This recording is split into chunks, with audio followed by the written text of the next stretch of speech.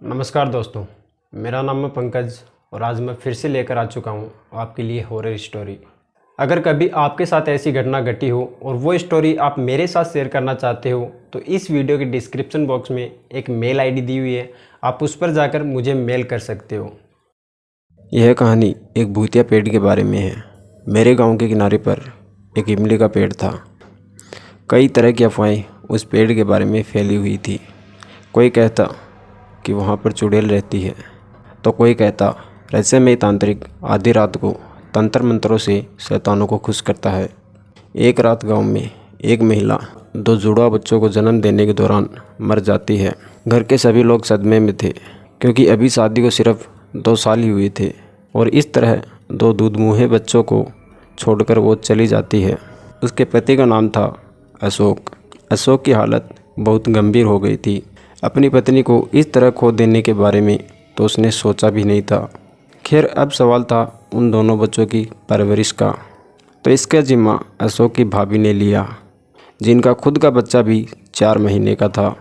घर के सभी लोग जब हॉस्पिटल से उसकी पत्नी की लाश घर लेके आए तो सबसे पहले बच्चों को अंतिम बार उसके बदन से लिपटाया, फिर उसे सुहागनों की तरह सजाया गया, फिर उसे अंतिम यात्रा के लिए ले जाया गया।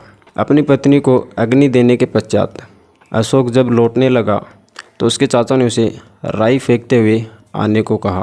कारण यह था कि अगर वो लौटना भी चाहे तो उसे राई का हर एक बीज चुन चुन कर लौटाना होगा। कहा जाता है कि नवविवाहिता और प्रसव के दौरान मरने वाले महिलाओं की आत्मा लौटने की संभावना अधिक होती है। अगर वह वापस लौटती तो अपने वर या बच्चों को अपने साथ ले जाने की भरपूर कोशिश करती। इसीलिए राई के इन दानों को जितना ज़्यादा फेंका जाएगा उसके लिए एक एक बीज चुनकर लौटना उतना ही मुश्किल हो जाएगा। अशोक ने राई के बीज फेंके और घर लौट गया, लेकिन अपनी पत्नी को खो देने का गम उसे खाए जा रहा था। ऊपर से ये 2 बिन माँ के बच्चे। उसी रात उसने सपने में अपनी पत्नी को देखा। खूबसूरत दुल्हन की तरह सजी अपनी पत्नी को देखकर वह मंत्रमगन सा रह गया। वह बोली, मैं आपसे मिलना चाहती हूँ।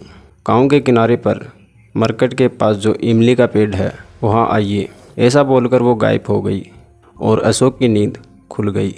पत्नी की याद में पागल अशोक बिना कुछ सोचे समझे आधी रात को इमली के पेड़ की ओर चल पड़ा। आज उसने उस इमली के पेड़ के बारे में फैली अफवाहों को नज़रअंदाज कर अपनी पत्नी से मिलने का फैसला कर लिया था।